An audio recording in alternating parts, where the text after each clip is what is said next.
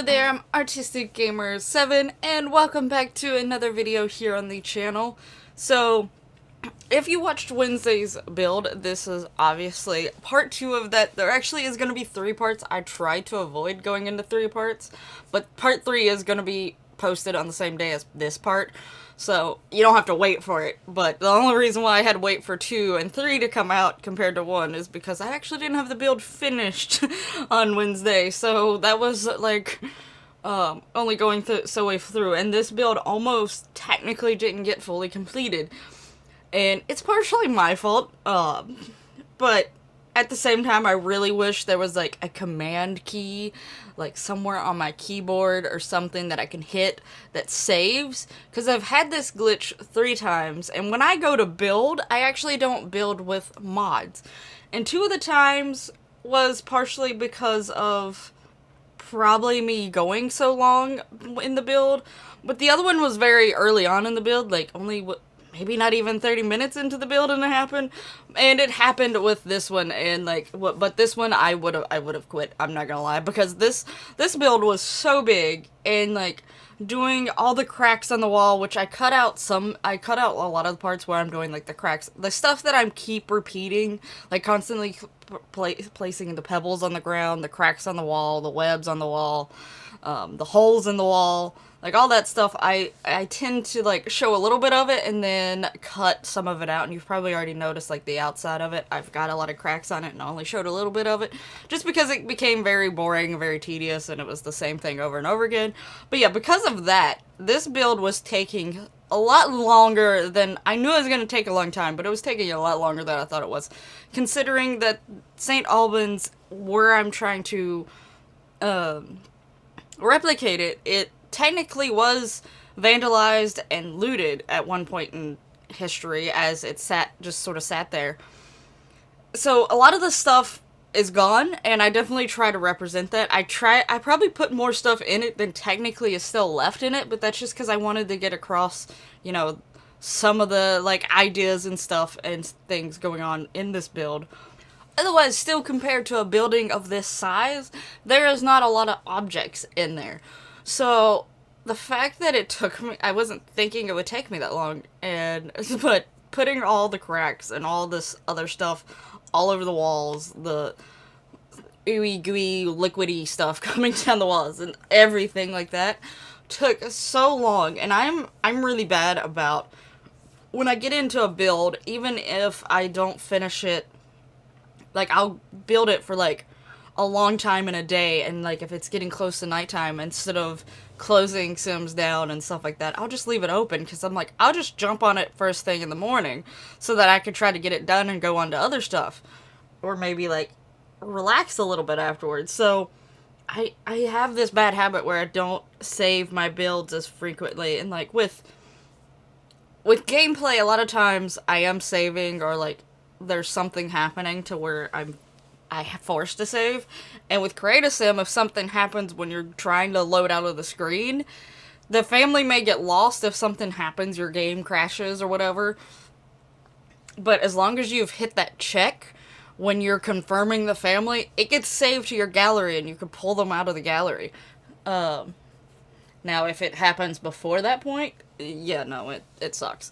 But with the builds, it's a little bit harder for me to, like, make sure they keep saved, because I just keep forgetting to actually hit save, and I'm just so in the zone of building, and then, like, thinking about what I'm gonna do to finish the build, and, like, oh, it's getting late, I need to go to bed, but I'm gonna jump on this first thing, like, I'm gonna do this, I'm not thinking about the save. So several hours into this build, I was on the 2nd floor. Most of the patient rooms were, like, most of the stuff was done. Because the way that I did the patient rooms, and you'll see a little bit of it, because the patient rooms, some of it I cut out because they are pretty similar to a certain degree. I add a few knickknacks here in some of the rooms that are not in all the rooms and things like that, just because I'm sure they had a few personal items, but not a whole lot. But they also would have had the same beds, the same stuff like that. And so I put all the furniture in, and then I was going through and putting the cracks in the walls, basically the painting wall decor section in the decorations. I stayed in that section for a really long time, just putting this stuff up on the walls when I was doing a lot of the patient rooms, and all of a sudden the game froze. Like, I clicked on one of the items, which was like the tearing wallpaper thing from vampires. I clicked on it, and the box for it went to load up, and the box is squished. I cut this part out so you won't see it, but the box stayed squished and it froze on that screen. But I put my headphones on and I could still hear the game when I would click. Sometimes I could still hear it clicking on stuff. And it's done this to me 2 other times before. And one of the times it didn't save, but the one time it saved was the one that I was saying that probably wasn't even 30 minutes in. Because I have to try to remember how the menu gets set up, and if it's set up right, because I think in some ways it's not set up right, because when I move my mouse, something seems a little off to me. It doesn't seem like it's the full size of the menu, so maybe the menu's slightly scrunched or something.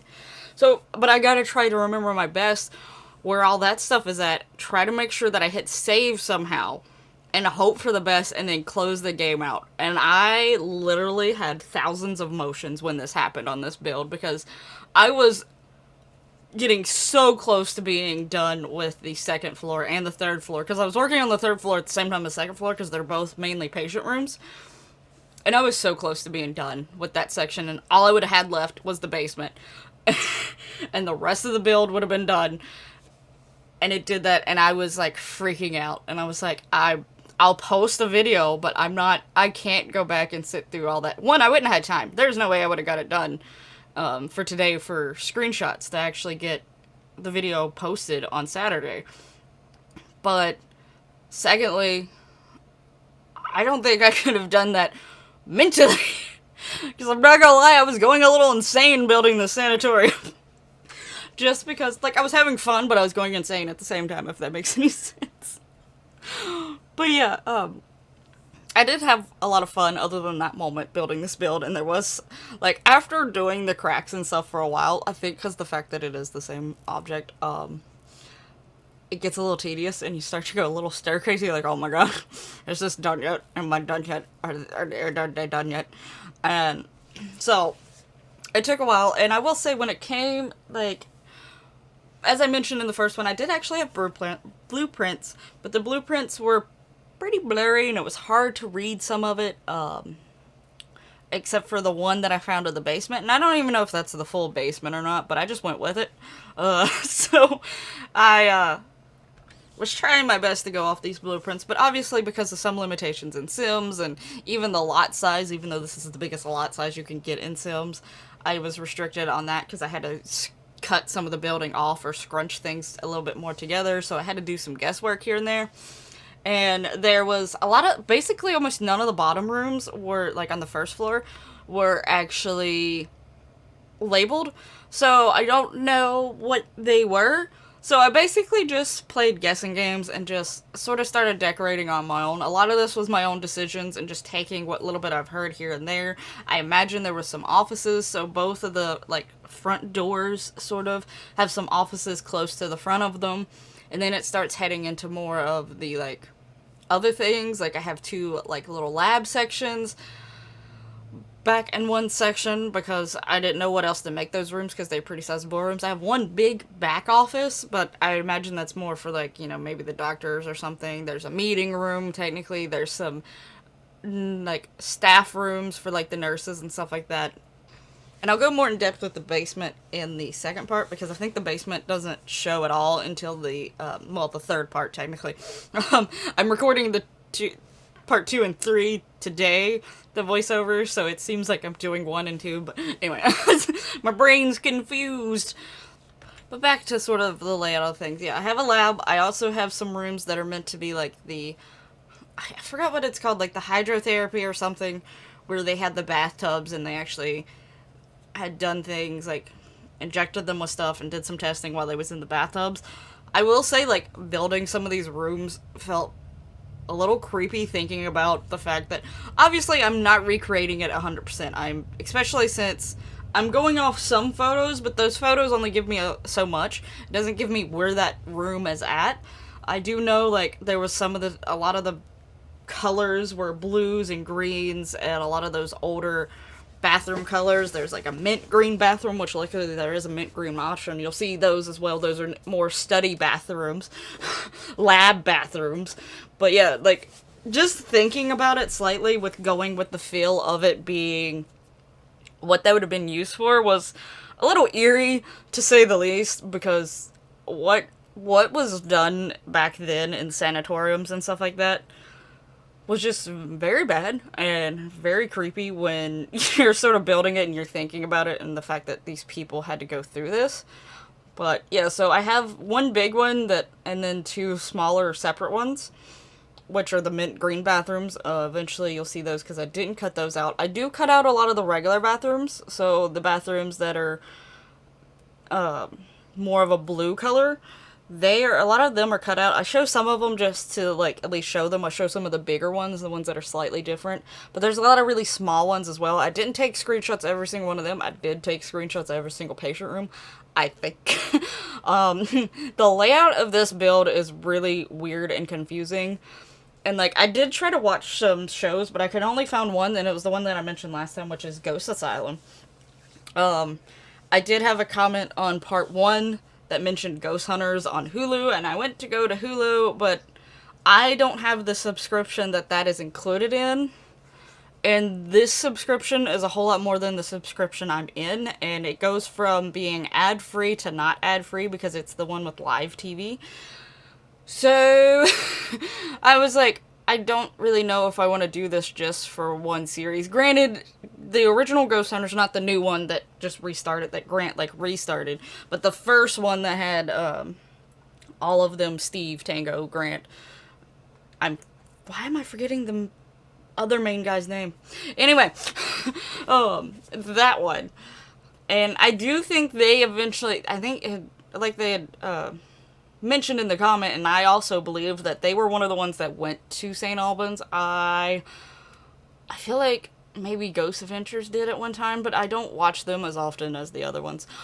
But I did rewatch the Ghost Asylum one, and like I said, I did try to find the Ghost Hunters one, but I didn't want to pay that much for a monthly subscription. I know I could technically pay for it and then can't probably, like, switch it back for next month, but still, like, that would have been a lot with Amazon Prime and stuff like that. Usually if you have to buy the seasons or whatever, it's like, yeah, but it's not that whole much. That would have been like $50 some for Ghost Hunters, but who knows, maybe on Amazon Prime it would have added up that much, and maybe eventually I'll change my mind because I really like ghost stuff and I've been wanting to rewatch the original Ghost Hunters, but I'll have to think about it.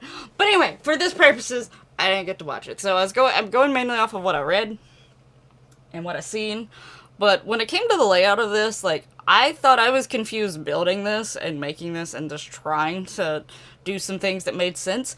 But I'm learning from what I read, and even, like, with Ghost Asylum, the layout doesn't make sense. Apparently that's one of the big things with St. Albans, is that it is very confusing and disorienting to walk around. People, apparently there, like, is some tours that you can go around and walk sort of by yourself. I'm sure that's more of on the ghost end than the historical end, because obviously you would need people to tell you the historical part, while the ghost stuff, it's more of the experience. So you can walk around and they often get lost. That'd probably be me. But who knows, because I stared at the blueprint for so long and built it, maybe I wouldn't get as lost, because, like, I did try to stick to the blueprint the best I could. Obviously, like I said, there was some things that got cut off, and I had to make some minor changes here and there, but not too many considering, like, the actual layout. So who knows, maybe I'll just be like, oh, I remember on the blueprint we got to go here, because I still really want to go here, and the fact that it is really close by makes me want to go even more. But anyway, back to the build. So yeah. So the fact that I was confused doing the layout is not a surprise, because apparently it is confusing in real life. But, so yeah, as you should be seeing right now is the two, like, lab work rooms that I have going on.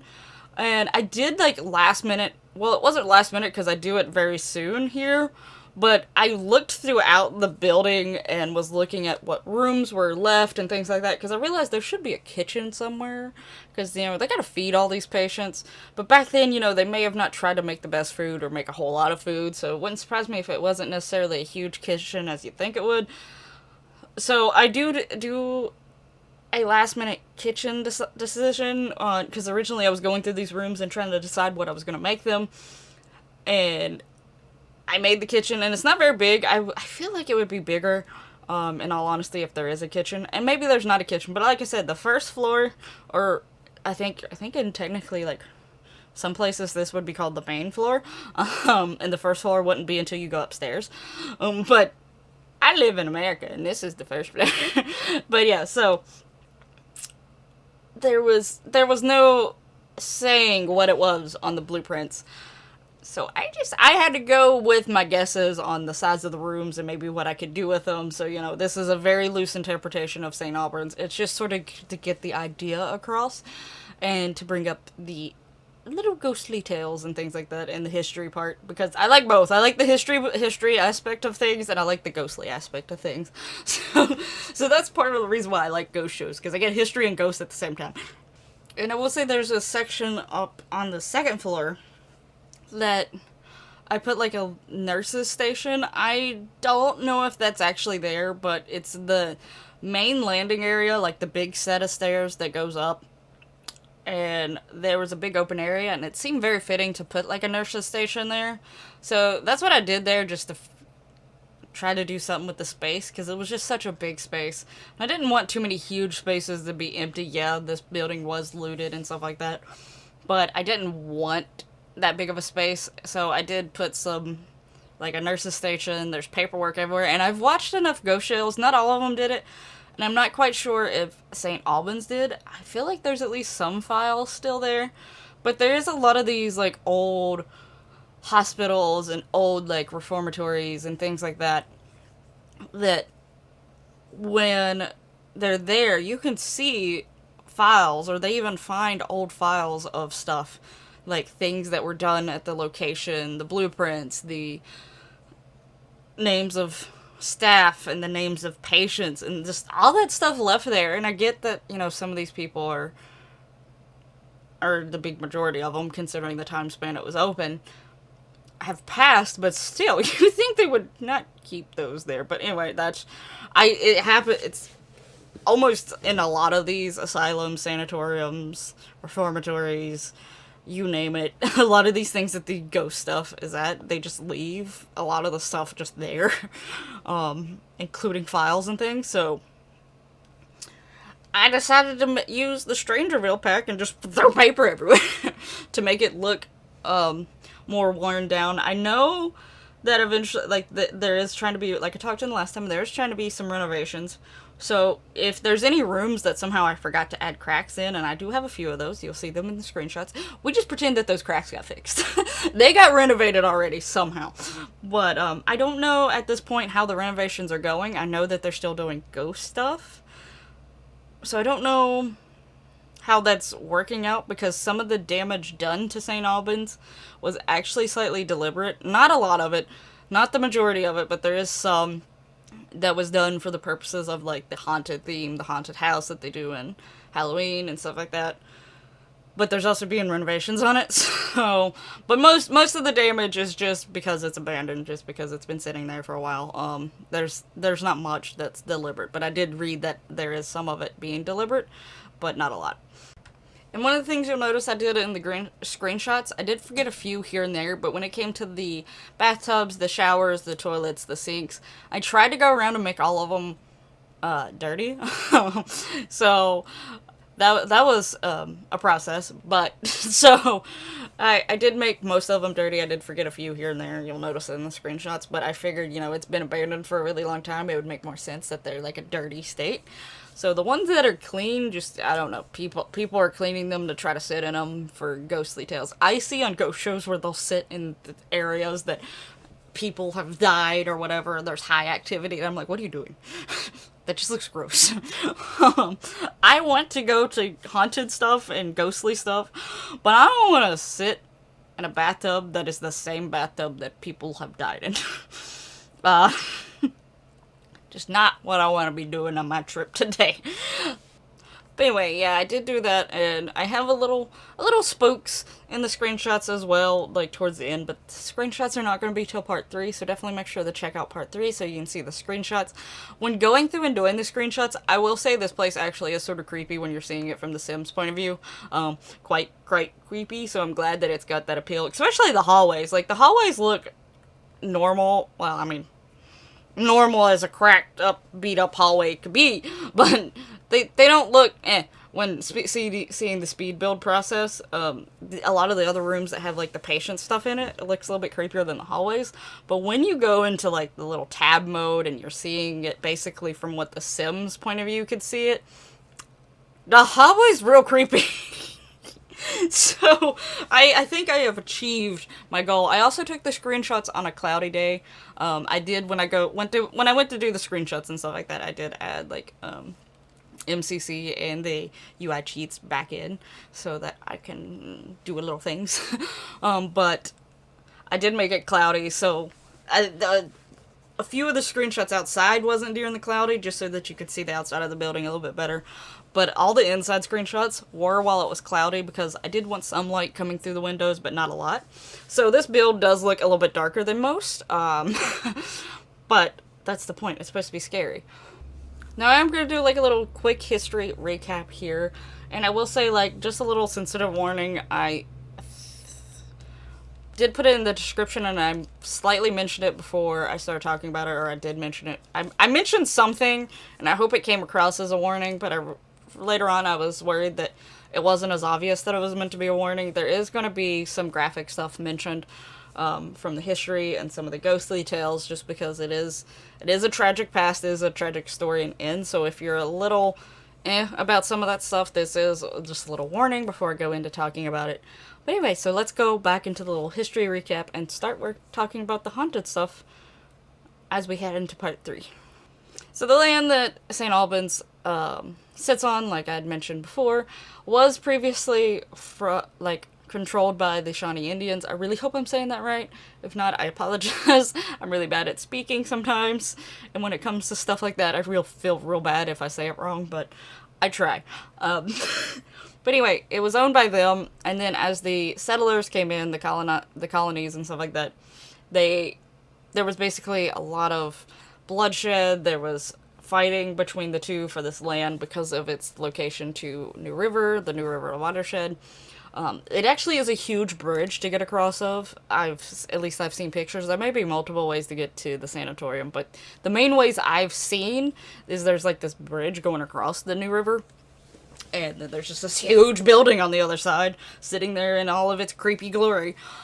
But, so yeah, it was very wanted by both, and there was a lot of bloodshed, a lot of tragedy. Eventually there was a building built on it that became the boys' school, and that school was meant to be for, like, excelling young men to make gentlemen and all that stuff, but it ended up getting quite the reputation as a very competitive school. The school allowed bullying, there was suicides and other deaths going on even in the school days. And eventually, after the person who made the school died not too long after, the school was shut down, and eventually this building became a sanatorium. And it was open to try to be better.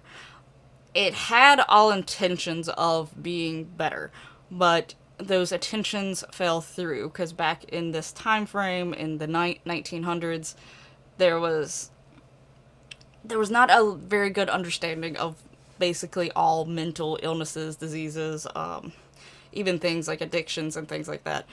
So a lot of these patients were tested on, they were used as lab rats to experiment. They thought that, if they did this and this, that they would stop their addiction or cure them somehow. There was electroshock therapy, the hydro, I forget what it's called. I really can't remember what it's called. Every time I go to say it, it like leaves my brain. But, we're there in the bathtub, and they do a lot of tests in there and stuff like that, and lobotomies and just horrific testing things. There was many patient deaths, and even with the staff didn't have very good conditions either. They were often very overworked. They often ended up getting depression and other things like that just by working here. So it was not a good place on both ends, really. So there was a lot of sadness and tragedy that came from the sanatorium years. And all of this mixed up is believed to have caused all this haunting. Like, beginning with the Native Americans and moving into the boys' school and then the sanatorium, it just all this stuff was building up on top of one another.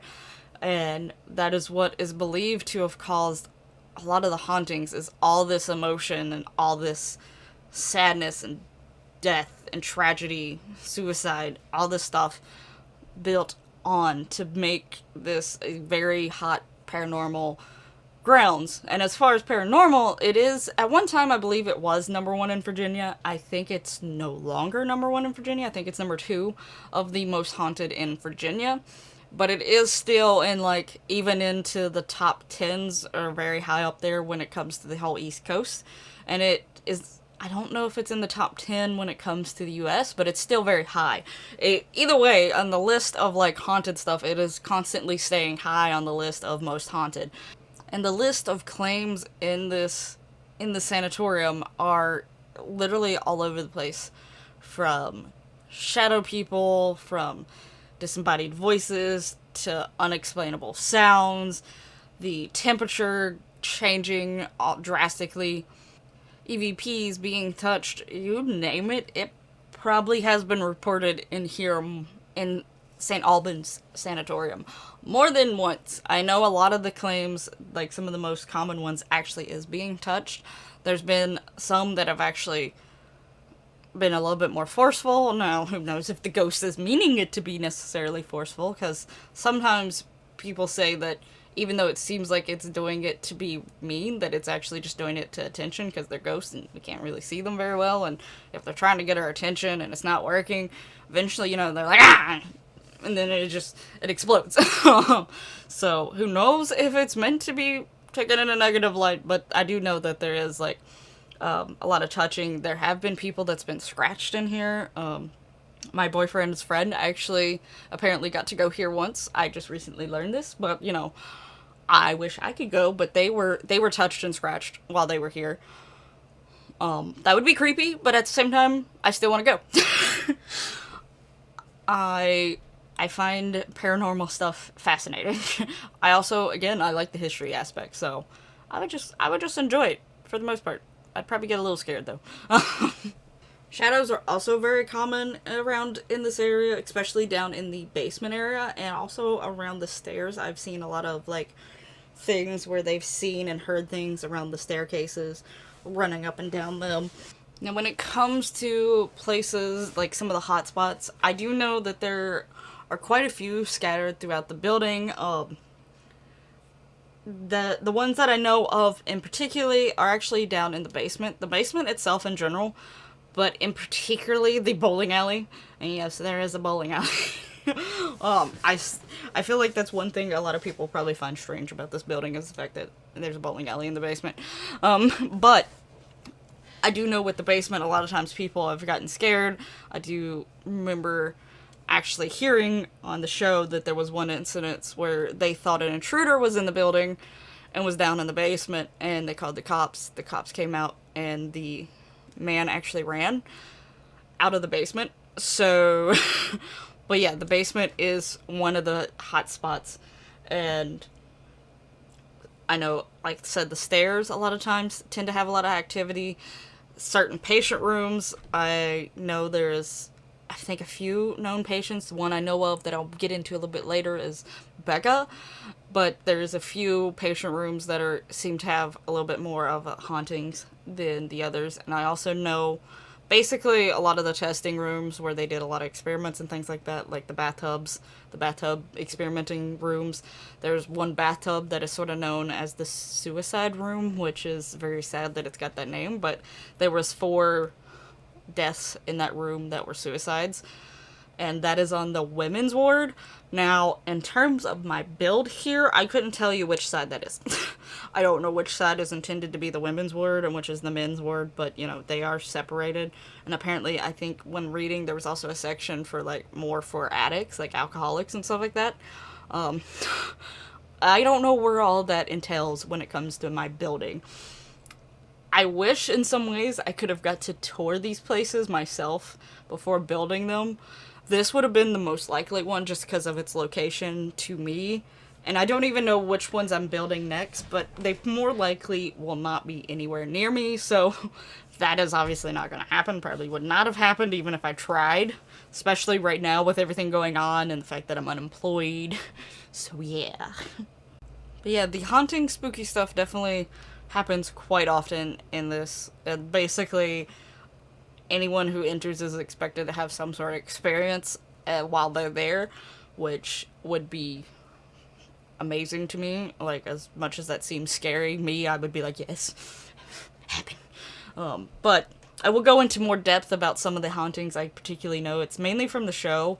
Sadly, I can't remember some of the other ones. And like I said, I tried looking and I tried finding some other shows about it, but I could not find them. Or either they were blocked behind a lot of money. So anyway, but this video should be coming towards the end of part 2. In part 3, the screenshots are there, and also the basement, which the bowling alley is in. So definitely keep an eye out for that. There is loads of screenshots, so the screenshots do go on for a while, so that is a big portion of the video, but the screenshots are some of my favorite parts because I feel like the screenshots really show off the more spooky part of this build. But anyway, I hope you're enjoying this series and I hope you're enjoying the video. Sorry that this one got delayed past Wednesday and that it also ended up being 3 parts instead of 2 parts. I hate putting too many parts to a build, but I sort of didn't have a choice here because I didn't want to speed it up so much ridiculousness that it made people like motion sick. So yeah, but anyway, thank you so much for watching. Make sure you hit that lovely like button and all that lovely YouTube giddiness. Part 1 will be down in the description below. If for some reason you've got to this point and you didn't watch part 1, it is down there, or if you want to rewatch it as like a recap. But part 3 will be also added down in the description below, so that you can watch that, as well as the Sims 4 Haunted Builds playlist. And I'll see you in the next one. Bye bye!